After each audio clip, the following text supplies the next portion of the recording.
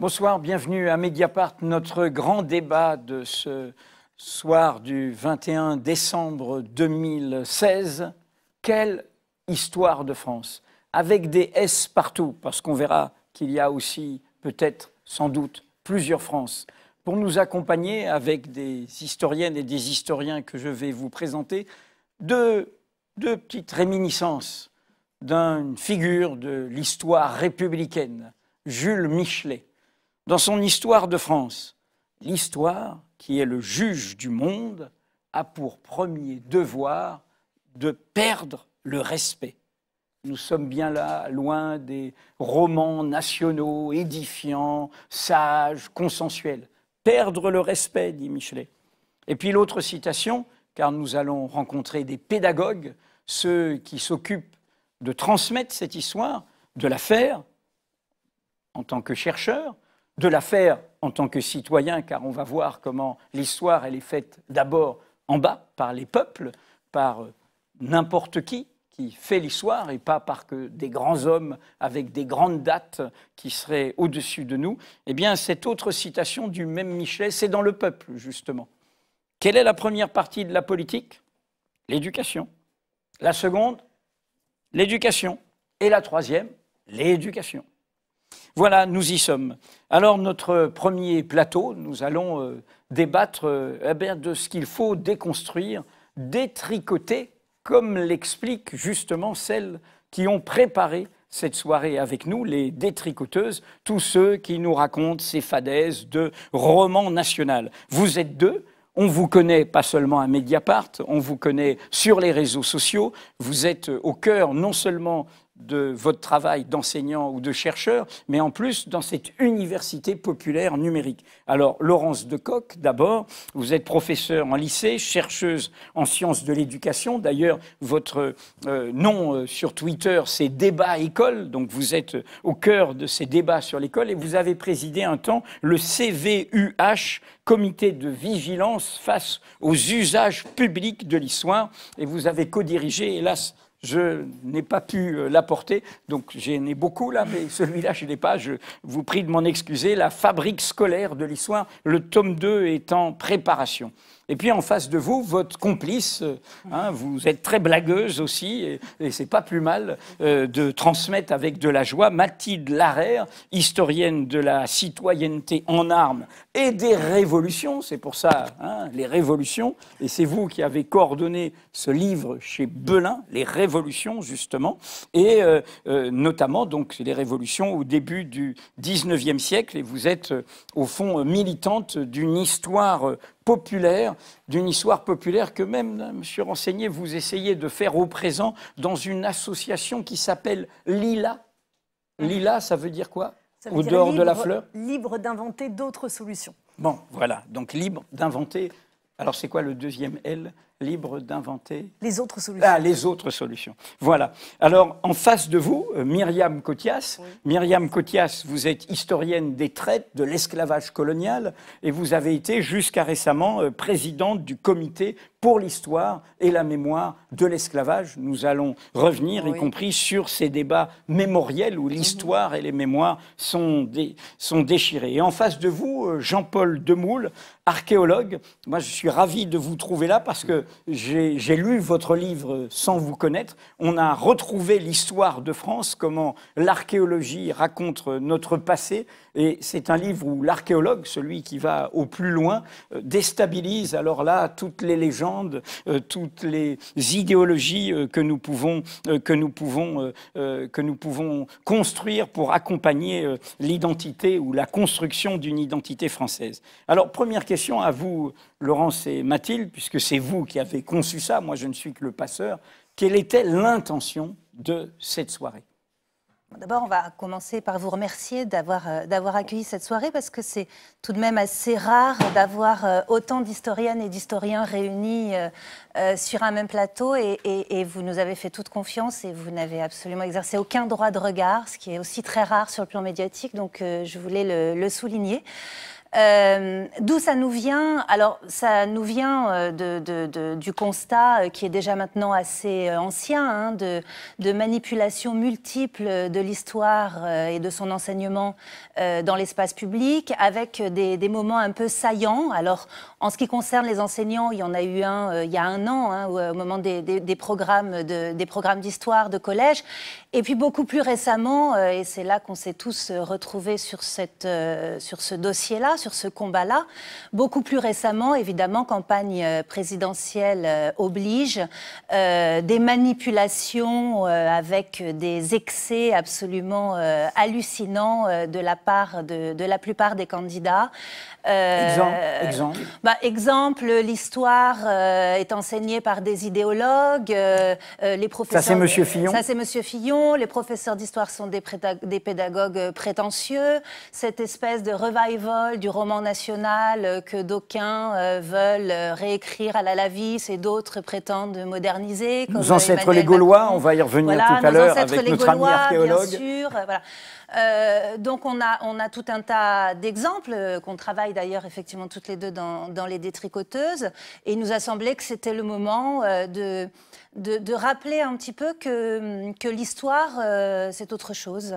C'est pas un outil de propagande politique. C'est, pour reprendre la belle expression que vous avez utilisée de Michelet, ça apprend effectivement le possible manque de respect et le possible doute et la possible critique, contrairement à ce qu'on a pu entendre. Et voilà, on voulait montrer ça aussi ce soir. Alors Mathilde, dans nos échanges pour préparer l'émission, vous avez dit que si on s'en tient à simplement dire que les politiques racontent des bêtises et instrumentalisent l'histoire dans leur court-termisme, au fond, ils veulent figer le passé d'une certaine manière à leur usage. Vous dites dans ce cas-là, ça n'aura servi à rien, et vous avez fait un mail très lyrique en disant il faudrait dire que c'est merveilleux, que ça prépare l'avenir, que les gens se sortent en disant le roman national c'est mal et les historiens luttent, mais l'histoire c'est fabuleux. Tous les livres dont il a été question, j'ai envie de les lire. Bref, en gros, qu'au lieu de leur donner à manger ce qu'ils attendent, on leur ouvre l'appétit. Bah oui, c'est ça. C'est-à-dire qu'il ne s'agit pas... Il y a plusieurs choses quand on fait un peu du fact-checking contre les erreurs qu'on peut retrouver dans la parole des différents candidats ou hommes politiques. C'est pas parce qu'on est des profs avec notre petit doigt levé, t'as fait une faute. Enfin, c'est pas ça. C'est-à-dire que l'enjeu de ces instrumentalisations de l'histoire, c'est pas qu'on raconte des erreurs sur le passé, c'est qu'en fait on raconte des erreurs sur le présent et qu'on empêche de penser l'avenir. Donc c'est pour ça que c'est important de faire ça. Et en fait, moi, ce que j'aimerais, c'est ce que j'écrivais dans ce fameux mail, c'est que voilà, l'histoire, c'est énormément de gens qui travaillent, qui la revisitent parce qu'on pense l'histoire aussi, on la fait en fonction de questions que pose le présent. Donc c'est pour ça on recherche, on trouve des choses nouvelles. Et c'est un appétit énorme. Il y a des publications régulières, là, rien que dans les quelques mois qui précèdent et dans ceux qui vont venir. Il y a plein de livres extraordinaires qui vont sortir. Et finalement, le meilleur moyen de lutter contre les instrumentalisations de l'histoire, c'est pas simplement de pointer, c'est de donner justement un contenu qui prenne la place et qui donne envie de faire autre chose.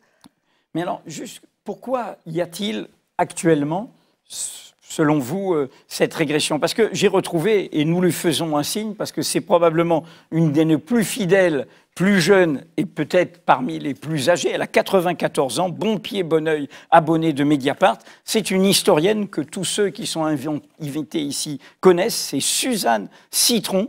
Là, c'est la 2e édition. Ce livre va être réédité. Elle a été la première à faire ce livre, Le mythe national, hein, comment on construit une mythologie du roman national. Donc, ce n'est pas nouveau. Donc, pourquoi on s'alarmerait plus particulièrement maintenant ? Merci d'évoquer Suzanne Citron, qu'on oublie aussi un peu trop souvent quand on commente l'actualité sur ces questions-là. C'est une pionnière, c'est elle qui a le mieux, pour le moment en tout cas, déconstruit tout ce récit nationalo-républicain, hein, pas simplement national. Alors, on s'en alarme pas plus maintenant qu'en fait, il y a 10 ans, tout à l'heure, vous avez parlé du CVUH, le comité de vigilance face aux usages publics de l'histoire. Vous aurez en second plateau l'une des cofondatrices de cette association. C'était il y a 10 ans. C'était au moment de la première campagne électorale de Nicolas Sarkozy. Et déjà, Nicolas Sarkozy avait été puisé dans le passé des références tous azimuts. On avait Blum, Jaurès, souvenez-vous, on avait Blum, Jaurès, Mandel. Ça partait dans tous les sens. Guy Môquet. Et puis, bien sûr, Môquet, voilà, ça partait dans tous les sens. Et nous, dans notre jeune association de l'époque, on s'était dit, il se passe quelque chose, il faudrait qu'on interroge un petit peu ces usages un peu fétichistes de personnages historiques. Qu'est-ce que ça veut dire? Qu'est-ce que ça veut dire, au fond, de faire de l'histoire ce grand tout? Qu'est-ce que ça veut dire de vouloir faire du passé cet immense consensus dans lequel on pourrait aller puiser n'importe quoi? Qu'est-ce que ça signifie, cette absence de conflictualité? Ça, c'est concernant la science historique elle-même. Et puis sur l'école, ben oui, vous êtes bien placé aussi pour le savoir. Hein, depuis le début des années 80, l'enseignement de l'histoire fait toujours l'objet de multiples attaques entre ceux qui considèrent qu'il est trop politique, ceux qui considèrent qu'il ne l'est pas assez, ceux qui considèrent qu'il faut faire aimer la France, ceux qui pensent qu'au contraire tout cela est dépassé. Les questions qui sont posées aujourd'hui ne sont pas fondamentalement nouvelles. En revanche, le tempo, l'accélération, la com, tout ça, ça leur donne effectivement une dimension d'urgence et une dimension dramatique. Alors justement, Mathilde, est-ce que dans ce que vient de dire Laurence, il n'y a pas ce problème aussi, c'est que qu'est-ce qui s'accélère? On est au temps des réseaux sociaux, de l'info en continu, de ce présentisme, comme a dit un de vos collègues historiens, François Hartog, c'est-à-dire de ce présent omniprésent. Et est-ce que ce n'est pas un problème qui interpelle vous tous comme académiques, je dirais, et que vous essayez peut-être de réveiller, qui est le problème de la vulgarisation? C'est-à-dire, est-ce que votre discipline ne s'est pas trop mise dans sa citadelle en oubliant qu'il y a un espace public dans lequel elle doit se battre aussi? Ah ben ça, moi, j'en suis d'autant plus convaincue que c'est ce que je fais quasi au quotidien.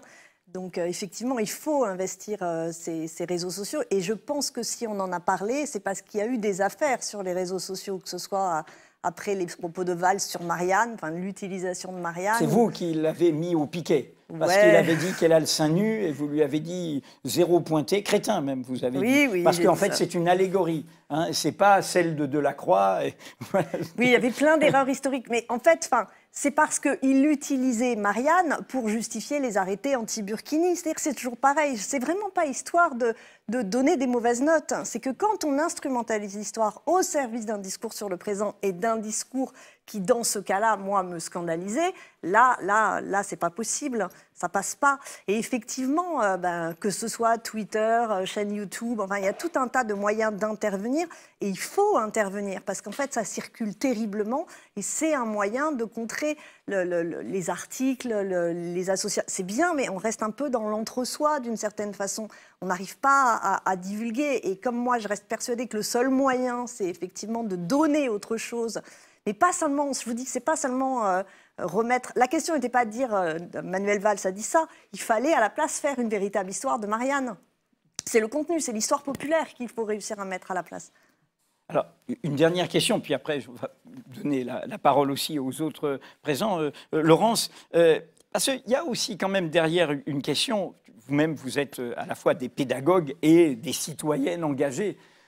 Je me souviens de cette formule de Marc Bloch un peu provocante, le fondateur de l'école des Annales, il n'y a d'histoire qu'au présent.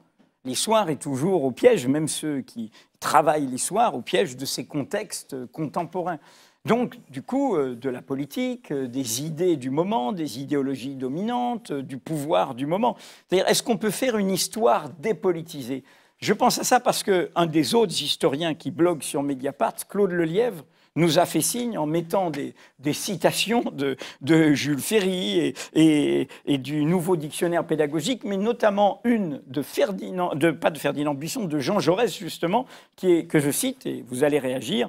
La plus perfide manœuvre du parti clérical, on pourrait dire le parti conservateur, voilà, des ennemis de l'école laïque, c'est de la rappeler à ce qu'ils appellent la neutralité et de la condamner par là à n'avoir ni doctrine, ni pensée, ni efficacité intellectuelle et morale.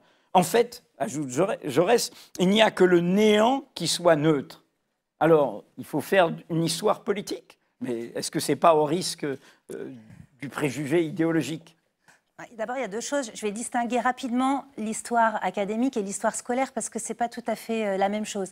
Dans l'histoire académique, comme dans n'importe quelle autre science humaine et sociale, on a des administrations de preuves et donc on a des garants, des évaluations par les pairs, de la validité d'une production historique. Ça ne veut pas dire que c'est dépolitisé. Ce qui est intéressant aussi, c'est les raisons pour lesquelles on choisit cet objet, comment on construit son objet, le sens qu'on lui donne et les finalités qu'il va avoir et comment les gens vont s'en saisir. Donc évidemment qu'il y a du politique. Et c'est à mon avis totalement absurde de prétendre qu'il n'y en a pas. Et d'ailleurs, généralement, ceux qui prétendent qu'il n'y en a pas, c'est une autre forme politique qui est plus conservatrice, réactionnaire, mais c'en est une aussi. Concernant maintenant l'histoire scolaire, c'est encore autre chose. Alors beaucoup nous font le procès justement de vouloir politiser l'histoire scolaire, mais l'histoire scolaire, elle est enseignée dans l'école de la République. Par définition, l'école de la République est une institution à laquelle on assigne des finalités politiques. Ça ne veut pas dire partisane, droite, gauche. Ça veut dire que c'est une école dans laquelle on projette ce que l'on imagine être les formes de citoyenneté de demain. Et tous les contenus d'enseignement, pas simplement en histoire, mais en géographie, en éducation civique, en mathématiques, en SVT, tous les contenus d'enseignement sont construits en fonction des finalités qu'on assigne à un instant T à l'école de la République. Et en l'occurrence, pour l'enseignement de l'histoire, ce sont des finalités identitaires, civiques et critiques. Voilà. Donc, de toute façon, on pourra bien faire ce qu'on veut et prétendre que ça ne peut pas être politique et que ça doit être neutre. C'est faux, c'est impossible, c'est un vœu pieux. Alors, Jean-Paul Demoule et Myriam Cothias, vous pouvez aussi réagir à ce qui vient d'être dit. Je commence par vous, Jean-Paul Demoule, parce que je disais combien ce livre m'avait plu. Parce que, bon, l'archéologue, on imagine, voilà, les pierres, les monuments, des choses un peu comme ça. Et vous avez pris votre discipline comme quelque chose, au fond, de très transgressif. Je lis juste un passage, intertitre, hein, que tous ceux qui... Attention, hein, la France n'a pas d'origine. C'est pourquoi, à côté du mythe de la pureté ethnique et nationale, il faut aussi pulvériser le mythe de l'origine. Il n'y a pas d'origine de la France, pas de jour où la France aurait commencé. Et là, bon, vous trouvez un bon alibi parce que vous convoquez quelqu'un qui n'était pas un grand révolutionnaire, Chateaubriand. La vérité religieuse a une vie que la vérité philosophique et la vérité politique n'ont pas. Combien de fois les générations s'étaient-elles renouvelées? Combien de fois la société avait-elle changé de mœurs, d'opinions et de lois, etc. Bref, la nation n'a aucun caractère immuable, pas d'ancêtres les Gaulois, pas de fixité. Tout ça bouge en permanence. Il y a une autre citation qui ressort très souvent, c'est le général de Gaulle qui a dit « La France vient du fond des âges ». Donc, comme c'est une icône nationale, cette phrase est censée être fondatrice. Et cette phrase n'a aucun sens. Parce que quand est-ce que... C'est quoi le fond des âges? Est-ce que c'est la première présence humaine? C'est un Homo erectus du côté de Béziers il y a 1 200 000 ans. Est-ce que c'est le premier Français ou pas? Et puis, ça, on va demander au maire Front National de Béziers. Alors, peut-être qu'il veut l'expulser, peut-être qu'il était un peu basané et qu'il n'avait pas de papier d'identité. Ce qui est sûr, c'est qu'il venait d'Afrique, effectivement. Et après, on a ça, effectivement, constamment. Quand Nicolas Sarkozy a voulu fonder sa maison de l'histoire de France, il y a eu tout un débat dans le rapport, le premier rapport, qui est « ça commence quand la France ?» Et le conservateur lui-même, honnêtement, disait finalement, il y a deux traditions. La tradition républicaine, c'est les Gaulois. La tradition monarchiste catholique, c'est le baptême de Clovis, qui était aussi une autre référence du général de Gaulle. Et lui, le breton vous dirait que je suis, et les Celtes, qu'est-ce que vous en faites, et tous ceux qu'il y a avant et tout. Absolument. Donc là, on voit, donc là, le conservateur qui faisait ce rapport, conservateur de musée, s'en tirait par une pirouette en disant on va commencer à Verdun, le traité de Verdun, entre les petits-fils de Charlemagne et la France s'est faite de Verdun à Verdun. Donc c'était une pirouette. En fait, cette idée du commencement, effectivement.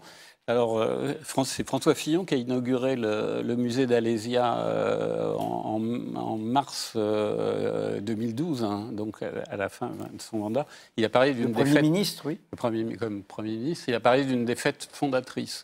Qu'est-ce que ça veut dire? Ça fonde quoi? Mais en même temps, c'était un symptôme parce qu'il y a un rapport assez curieux, au moins des hommes politiques et des élites vis-à-vis du passé français, entre guillemets. Tous les capitales du monde ont un grand musée national au centre de la capitale.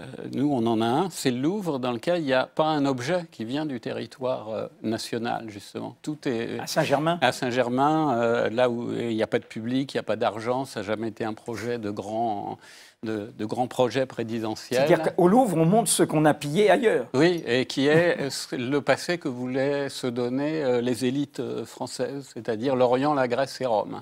Le passé des vainqueurs culturellement. Et les Gaulois, effectivement, on n'a que la vision des vainqueurs, donc c'est des barbares, etc. Ils ont perdu, mais en même temps, c'est une défaite fondatrice. Donc c'est une histoire un peu folle, hein, de cette relation au passé. Les Allemands commencent par une victoire. Le Germain Arminius écrase les armées romaines en l'an 9 de notre ère. Les Américains sonnent la cloche de l'indépendance à Philadelphie. Quand on commence son histoire par une défaite, c'est beaucoup plus compliqué. Il n'y a pas que la France. Hein. Les Serbes, par exemple, avec la défaite de Kosovo-Polier. C'était au cœur quand il y a eu justement, la fin de la Yougoslavie et la guerre du Kosovo. Oui. Mais un archéologue qui rentre dans la mêlée comme ça, c'est assez inhabituel. Qu'est-ce qui vous a fait sortir de cette réserve-là un peu? Enfin, c'était au moins deux choses. La première, c'est qu'effectivement, il y avait une conséquence très concrète sur nos conditions de travail en tant qu'archéologue, c'est que comme le passé du territoire français n'était pas intéressant, eh bien, il était détruit. Il partait dans les pelles mécaniques. Il a fallu... la France fonde en 1846 l'école française d'Athènes, puis celle de Rome, le Caire, etc. Il a fallu attendre 2002 pour qu'il y ait un institut. Le service d'urgence, là, celui qui parfois intervient quand il y a des travaux, etc. Oui, c'est ça. 2002 seulement. 2002, l'Institut national de recherche archéologique préventive. Et dans la douleur, et même là, 15 ans après, la situation n'est pas stabilisée. On a décidé, la droite a décidé en 2003 qu'il fallait que ce soit concurrentiel comme activité, qu'il y ait des boîtes privées qui fouillent pour moins cher. On remet en cause régulièrement l'existence de cet institut. Donc il y a à la fois une prétention à exalter le roman national et en même temps une espèce de destruction permanente, de négation, de rapport schizophrénique avec le passé en question. Donc ça, c'était le premier aspect. Le deuxième, c'est qu'effectivement, comme les fouilles se sont quand même préventives, avant tous les grands travaux, les autoroutes, les parkings, se sont multipliées, l'image qu'on en a plus rien à voir avec celle qui a été longtemps véhiculée, justement, comme des Gaulois sympathiques, barbares, la gauloiserie, Astérix, etc. Et ce qui sort des fouilles archéologiques depuis 20 ans, c'est une image complètement différente. Donc c'est ça les deux motivations qui m'ont ému. Et vous employiez tout à l'heure le mot de vulgarisation qui veut bien dire... C'est un rapport avec vulgaire, effectivement. C'est pas bien vu. Pendant longtemps, les scientifiques... Vulgaire est devenu un mot péjoratif. Voilà, autrement, ça veut dire parler à tout le monde. Voilà, à tout le monde. Voilà. Mais justement, comme par hasard, vulgaire...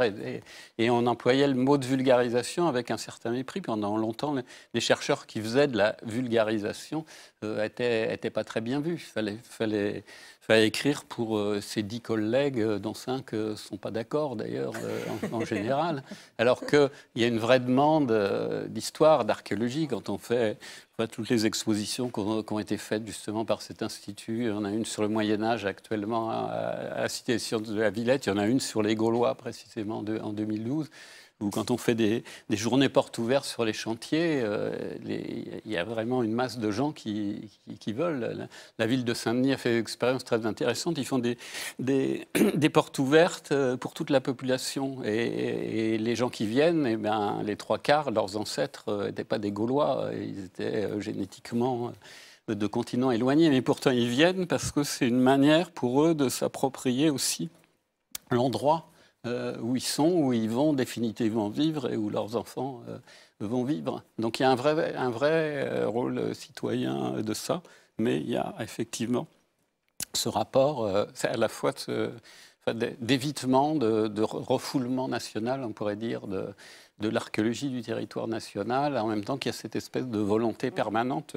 Les enseignants savent encore mieux que moi. Enfin, je suis enseignant, mais effectivement à l'université, mais qu'à chaque rentrée scolaire, on a dans Valeurs Actuelles, Figaro, pour ne pas les nommer, une attaque en règle contre l'enseignement de l'histoire, avec des contre-vérités comme celle que François Fillon a sortie sur Clovis qui n'était plus enseigné, etc. Donc on sent que c'est un vrai enjeu. Et c'est vrai que par rapport à votre question de tout à l'heure sur le fait que on en parle plutôt plus qu'il y a 20 ans. Il y a effectivement, on sent, enfin, c'est cohérent avec la montée de l'extrémisme, du nationalisme un peu partout dans le monde et notamment en Europe. Ça va avec, à mon sens.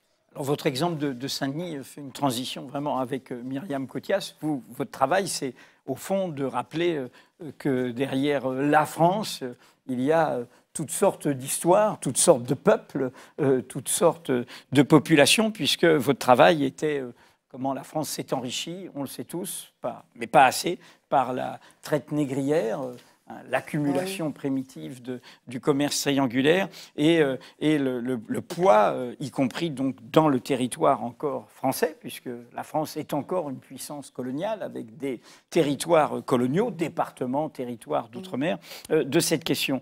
Alors justement, quel est votre regard, vous qui avez donc en plus présidé ce comité pour l'histoire et la mémoire de l'esclavage jusqu'à l'été dernier, parce que l'offensive qui a été menée pour essayer de figer tout cela, c'est menée d'abord sur ce terrain-là. Le bilan positif de la colonisation, le mot repentance, dont les détricoteuses nous ont montré que c'était un mot des évêques qu'ils ont employé quand l'Église de France a fait ses excuses par rapport au génocide qui a frappé les Juifs d'Europe et les Juifs de France. Et donc ce mot repentance, cette façon de balayer toute discussion pour reconnaître toutes les mémoires. On parle de Saint-Denis, on parle de notre population, et nous-mêmes, on est plusieurs à avoir été déplacés, à être les enfants de toutes ces mémoires, Myriam. Mais je partirais justement de ce terme de repentance qui a été utilisé par Sarkozy lors de sa campagne de 2007 et qui était très important parce qu'il disait « nous n'avons pas à nous repentir ». Et le « nous » qu'il utilisait n'était absolument pas défini. Or, si on n'avait pas à se repentir de l'esclavage qui a concerné des personnes descendantes d'Africains ou déportées depuis l'Afrique, c'est bien qu'on opposait une population noire à une population blanche. C'est-à-dire qu'il y avait les implicites ratios qui sont au sein de la République et qui sont vraiment des non-dits. Vous citiez tout à l'heure Michelet. Michelet, texte magnifique sur l'histoire de la Révolution française, mais Michelet qui évite très soigneusement de parler de Saint-Domingue. C'est un silence total sur cette révolution des esclaves, première qui va conduire à la première République noire, et où les armées de Napoléon sont vaincues. Il n'en parle absolument pas. Et il parle des hordes de nègres qui vont dévaler... qui vont se révéler à Nantes, qui vont égorger des femmes blanches. Vous voyez que là déjà, tout cet embarras par rapport à l'histoire de l'esclavage est posé à la fin du 19e siècle et d'une certaine façon va perdurer. Ces implicites ratios, ce qu'il n'est jamais dit au sujet de ces catégories raciales qui sont construites dans l'esclavage, parce qu'avant l'esclavage, il n'y a pas de blanc. Le blanc n'existe pas comme catégorie. Et il est inventé à cette occasion pour bien montrer la hiérarchie. Oui, il est inventé par relation empirique, enfin par affrontement empirique entre les populations. Mais vous voyez, c'est une catégorie qui se crée dans cette histoire de l'esclavage et qui, bien sûr, va migrer, revenir en Europe. Je rappelle que... ceux qui décrivent les colonies antillaises sont obligés d'expliquer aux Européens qui sont les Blancs. Ils leur disent, vous savez, ce que nous, on appelle les Européens, là-bas, on les appelle des Blancs. Une catégorie qui a fait Florès, qui a eu beaucoup de succès grâce à l'histoire coloniale, au renchérissement de cette relation de domination tout au long de l'histoire française et européenne, et qui va être reprise sans être dite réellement par ce terme de repentance. Donc il faut le dire, parce que là on est en train de parler de tous ces impensés républicains qui sont récurrents et qui conduisent à des prises de position de politique qui sont totalement ahistoriques, qui sont aberrantes. Ces Fillon sur la colonisation, la gentille relation coloniale, le partage des cultures très agréable. Mais malheureusement, c'est la droite comme la gauche qui fait des erreurs fondamentales sur l'histoire de l'esclavage, sur cette relation raciale et qui finalement conduit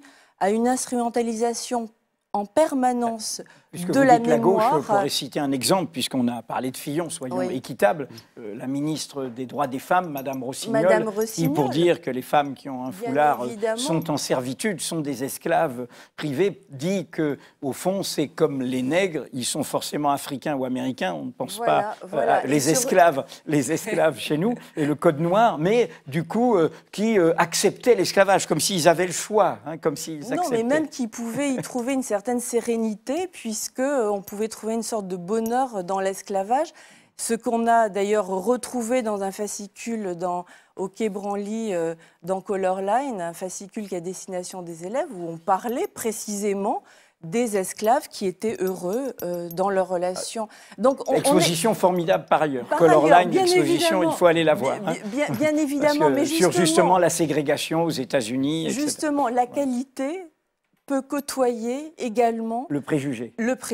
Et c'est ça qui est le point le plus important à souligner. C'est-à-dire que malgré une bonne conscience et malgré les meilleurs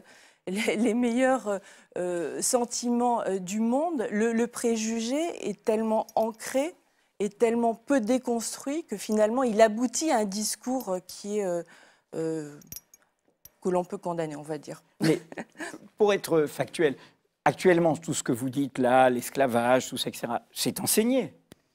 Pour ceux qui nous écoutent, qui pourraient se dire comment on nous prive de notre histoire, ce n'est pas transmis, nous sommes piétinés, humiliés, ce ressentiment existe.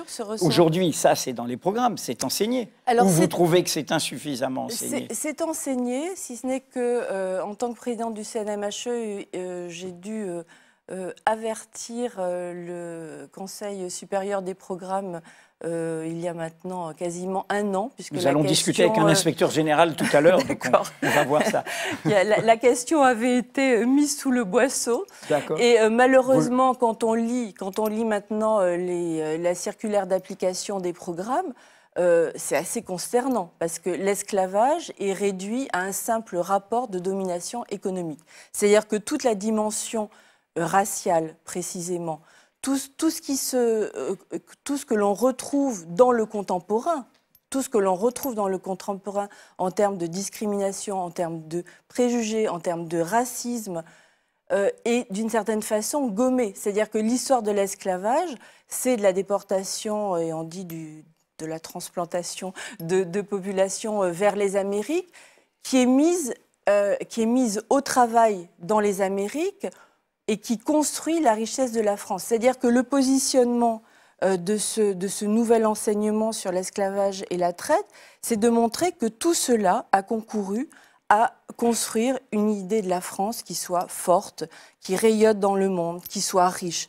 Donc on perd quand même toute la dimension très politique de cette question. Moi, je pense que l'histoire est politique, pas idéologique, elle est politique, et fondamentalement politique dans la mesure où elle permet de construire et de réfléchir sur le présent.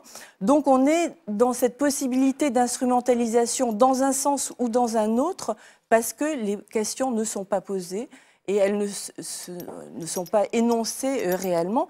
Et je voudrais dire qu'à ce titre-là, il y a eu dernièrement des cavaliers législatifs qui ont été insérés dans les lois sur égalité et citoyenneté et sur la loi égalité réelle qui concerne plus particulièrement l'outre-mer. Que disait, il y a différents amendements, je n'en parlerai que d'un seul, qui voulait revenir sur la loi Taubira. J'allais vous en parler, c'est-à-dire rajouter une autre date à la date du 10 mai et une autre date, le 23 mai, si je ne me trompe, qui là serait pour les victimes. Donc il y aurait une date, on ne comprend pas bien ce que serait le 10 mai, et il y aurait les victimes d'un côté. Ce ne serait pas du commun, ce ne serait pas affronter tout ça ensemble, Quelle est cette aberration? C'est détricoté, une fois encore. Mais là, négativement, mais là, dire. de façon très négative. Ce qui a été fait par la loi Taubira, qui était justement créer un consensus autour de l'esclavage et montrer comment il y a une force dans l'histoire nationale de l'esclavage. Qu'est-ce que ça a produit en termes de réflexion sur la démocratie, aussi sur l'égalité entre les citoyens? Là, au contraire, on est dans une scission. D'un côté, on aura le 10 mai qui va célébrer, alors tenez-vous bien, qui va célébrer la traite, l'esclavage et les abolitions. Comment peut-on célébrer un système de domination extrême et de violence extrême? Point d'interrogation. Et en face de cela, il y a le 23 mai qui est la journée nationale pour les victimes de l'esclavage. Comme si les victimes n'avaient pas elles-mêmes combattu pour l'abolition. Comme s'il n'y avait pas eu des révoltes. C'est pas Schellcher tout seul qui est arrivé. Non, Schellcher... Même si c'était un type bien dans cette histoire. Non, bien évidemment, il était bien, mais il a quand même été contraint et mené sur le chemin de cette réflexion positive. Parce que précisément, les esclaves se sont révoltés en permanence. C'est tombé, ça? Ou c'est passé? Ça a été voté en première lecture, c'est au niveau du Sénat. Et j'invite tous les auditeurs à manifester leur opposition, d'ailleurs, à cet amendement, dans la mesure où il racialise à la société française de fait. Puisque d'un côté, on célèbre les abolitionnistes le 10 mai, donc les Blancs, disons-le. Et de l'autre, le 23 mai, les victimes de l'esclavage, qui sont les Noirs. C'est-à-dire qu'on est absolument à l'inverse de ce qu'il faut faire. On est à l'inverse d'une construction commune autour de cette histoire et de cette mémoire de l'esclavage. Mais au contraire, on scinde, on oppose et on ne pense pas le collectif. Pour ceux qui veulent prolonger, il y a eu un appel et une pétition lancée par l'Institut du Tout-Monde, fondé par Édouard Glissant, à ce propos sur Mediapart. Laurence, vous vouliez réagir? Oui, non, je voulais juste dire que ce que soulève Myriam est tout à fait significatif de notre devoir de vigilance lorsqu'il y a des débats sur l'enseignement de l'histoire, des débats publics sur l'enseignement de l'histoire.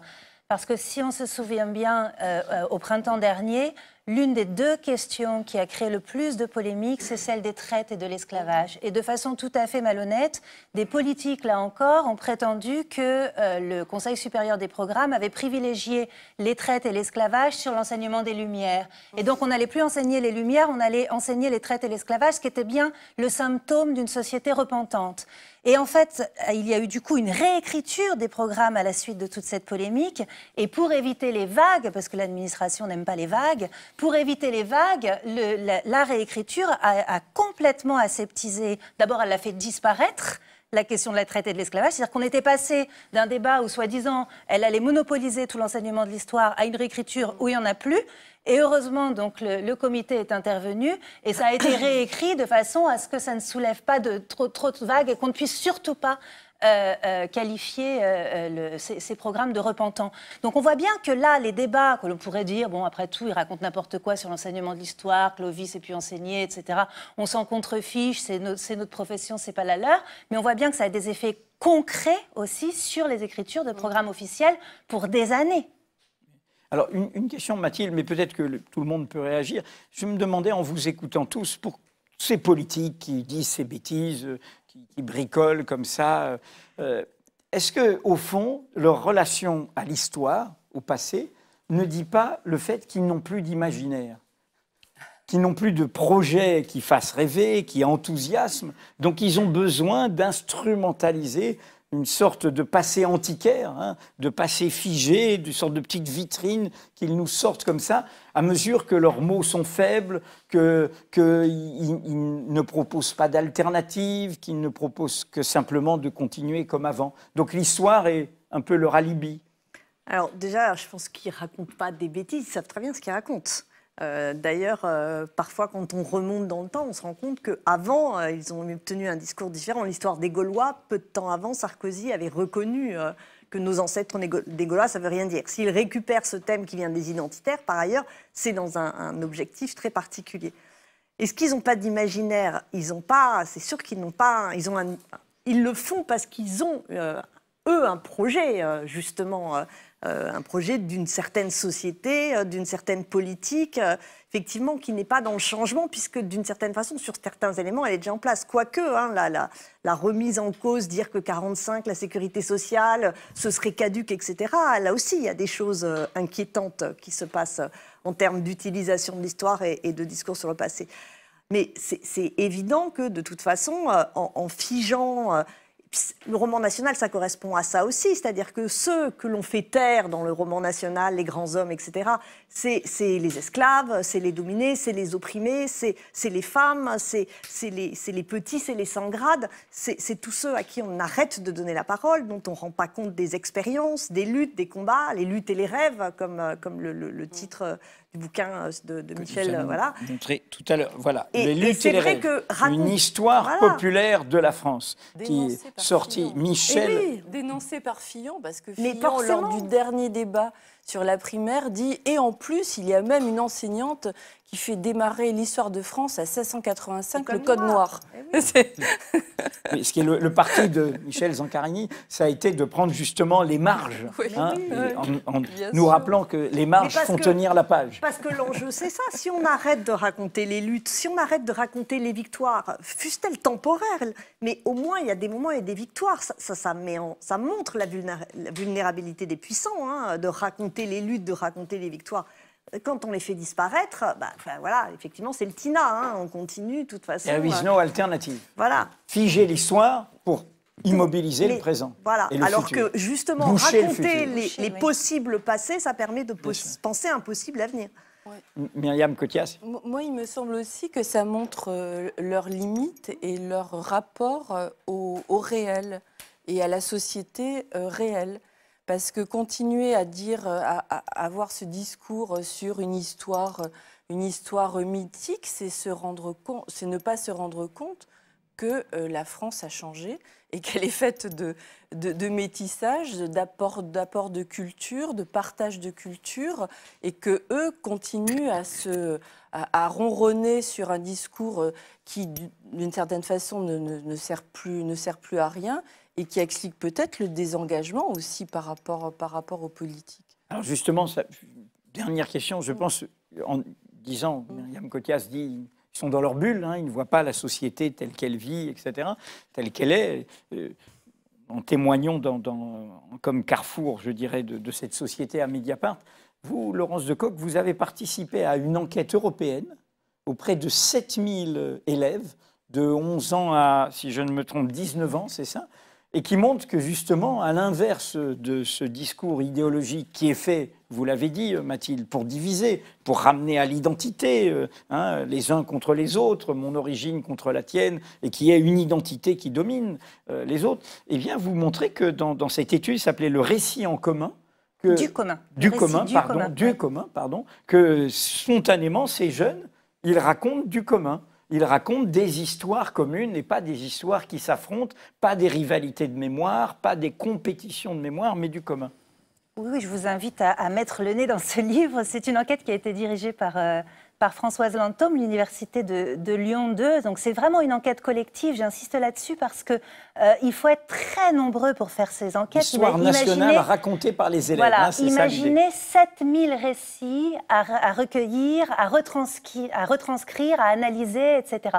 Alors j'insiste là-dessus parce que là aussi, hein, on a des faiseurs comme ça de vérité dans les débats qui ne travaillent pas et qui nous sortent des choses qui sont pendues dont on ne sait pas où, qui viennent de je ne sais pas où. Or, ce genre d'enquête, cette enquête-là, elle nous a pris 5 ans. Voilà. Et effectivement, ce qui en ressort, pour le dire assez rapidement, c'est qu'on a des enfants, des jeunes, qui racontent une histoire de France qui est très positive. Alors évidemment, on pourrait s'alarmer sur le maintien d'un certain nombre de poncifs, les ancêtres gaulois, etc. Les grands hommes, tout ça c'est très présent. Hein. C'est-à-dire qu'on pourrait dire effectivement le récit national, il est là, il est bien là, et malgré tout ce qu'on fait dans nos enseignements ou dans nos travaux, il s'est ancré comme la seule manière possible de raconter l'histoire de France. Ça c'est une première chose.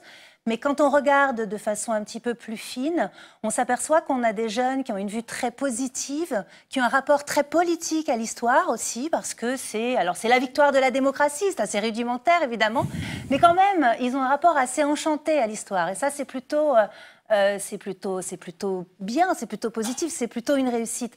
Maintenant, en effet, ça soulève une question majeure à laquelle le second plateau répondra mieux que moi, qui est que, en effet, les historiens professionnels ont laissé la place aussi à des Laurent Deutsch, à des Dimitri Casali, même si ce n'est pas tout à fait la même chose, à des